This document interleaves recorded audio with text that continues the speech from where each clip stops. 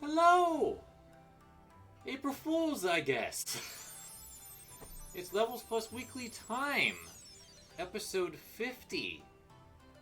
I just decided that things changed. I planned to be gone this weekend, but my plans with my friend needed to shift. Just didn't feel right. So I'm home for my vacation, and it's been a while since I've done this, so I wanted to just do a video. So what we're gonna do for this episode is I've got so many pickups from 3 weeks of not recording. Gonna go through all of those, and I also want to talk about the Levels Plus book that is now available and my genuine excitement about that. Let's jump in with Finn, who's down here, and then runs away so I can grab him to put him on camera. First things first, pickups. This shirt is a pickup. I just got this past week from Fangamer. The Spiritfarer stuff just goes in and out of Fangamer so fast that my dreams of ever ordering both this and the Daffodil plush are impossible, I feel. So I didn't want to miss out on the shirt this time, so I ordered it. I love it. It's definitely one of my favorite shirts I think I've gotten from Fangamer. So, just really happy to have it. I also got my Eager 2 Mini. That's very exciting, and I've been playtesting it. If you've been reading the blog, I've gotten through half of the games on the device itself. And I will get through 10 more. But I'm having a blast with it. I think I actually like this significantly more than the Sega Astro City Mini. And it's probably because I have more familiarity with Taito's stuff than Sega's. I also got the paddle controller, which came with an extra 10 games. So I haven't really messed around with this yet because I've been going through what's already on the Eager 2 Mini. I also got a whole bunch of games. Surprise! Let's go ahead and start with the non-Femtendo stuff. So I got, as part of a Femtendo order, I got Mega Man Legends 2 and The Misadventures of Tronbon from Japan. Both of these games cost over 100 to, probably in this one's case, close to 200. I got both of these for like 30. And this is complete with the Mega Man Legends 2 demo. Both have manuals. I'm so happy to have them.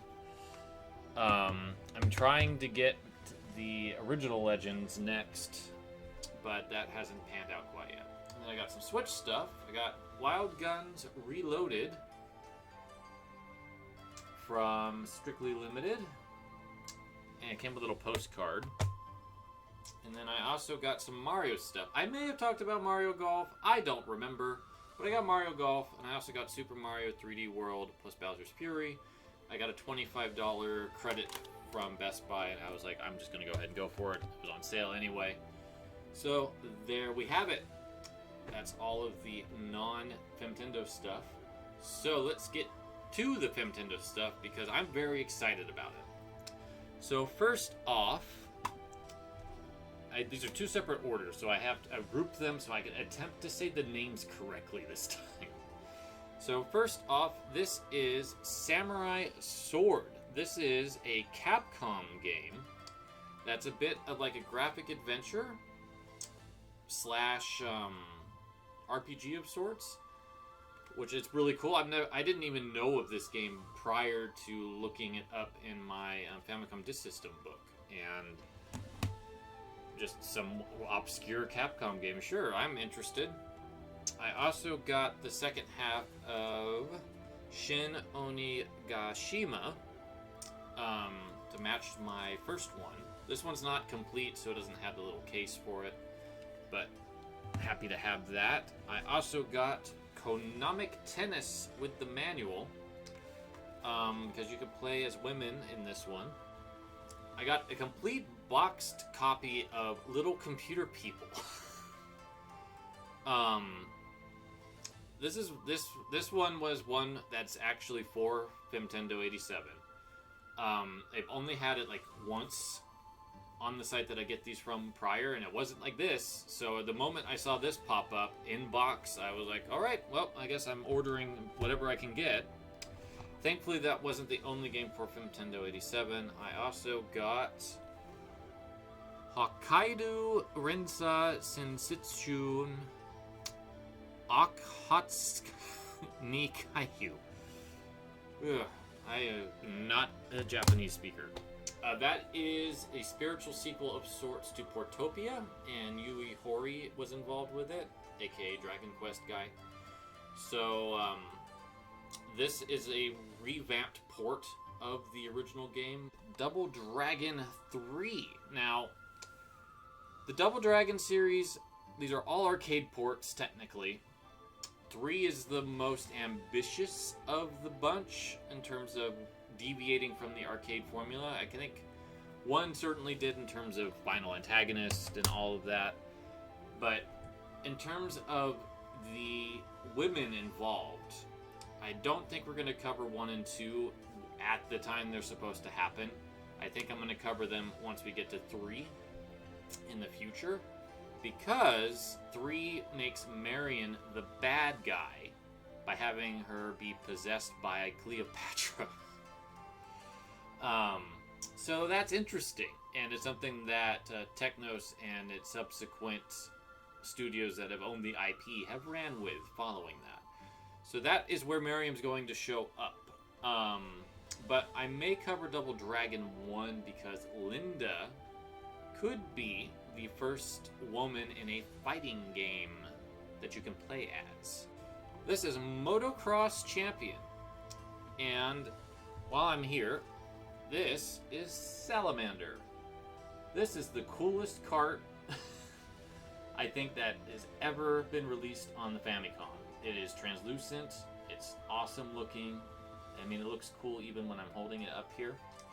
Both of these are Konami games, and both of these have the same distinction that they hide the pilot driver's gender. They're both women at the end. So I wanted to get Salamander for Femtendo 87 and Motocross Champions a little bit later, but they both do the same thing. So they're both going to be with full articles in their respective books. The other Femtendo 87 pickup was Hoshi wo Miruhito. This is Kurosuge. Of the highest order, it actually did get a re-release on Switch in Japan, courtesy of City Connection. But it's got 2 women characters that you can recruit, so that's why I'm covering it. The rest of these are going to be for later books. This is what's known here as Tombs and Treasure. This is a drastically revised port to the Famicom of Falcom's original game. Unfortunately, this, I did not realize it when I bought it, but it has a whole bunch of writing on the front. But I'm going to do my best to Photoshop it out. I get to that book. Next up, this one I'm pretty excited about. God Slayer. This is Crystallis in Japan.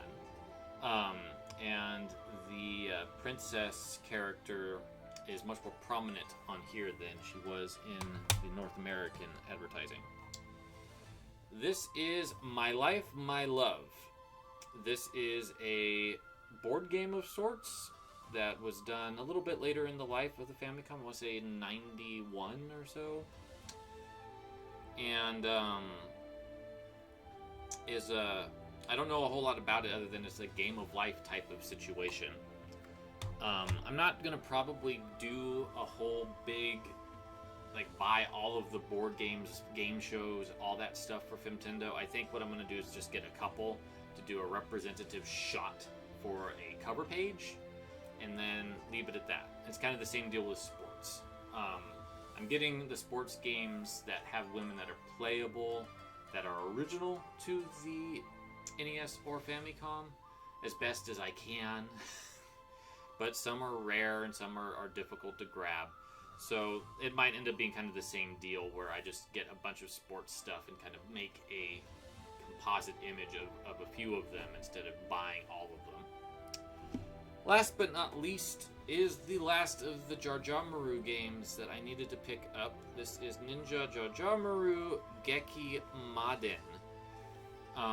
This one actually did come with a little plastic sleeve that goes over the connectors, which is kind of cool. This one is an action RPG, and they made Sakura a damsel again. Boo!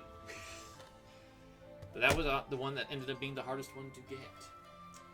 So yeah, that's all of my pickups over the last few weeks. Quite a bit.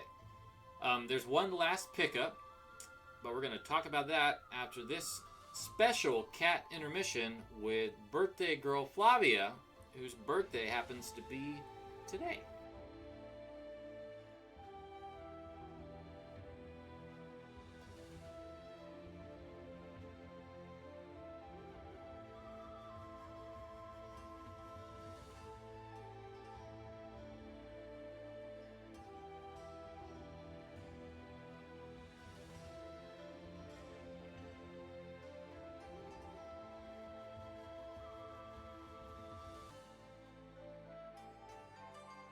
Welcome back. Here's the proof of the Best of Levels Plus, Volume 1, 2001 to 2021. I have so much pride in this book. I can't wait to actually have the final copy in my hands. It is available now. You can get either a physical copy of the book or an ebook. The physical is $40. It's that cost because the interior is printed at a higher quality than any of the other books I've done. It's a really beautiful book. And you'll see when I actually show you the layouts in a little bit more detail how cool this book is.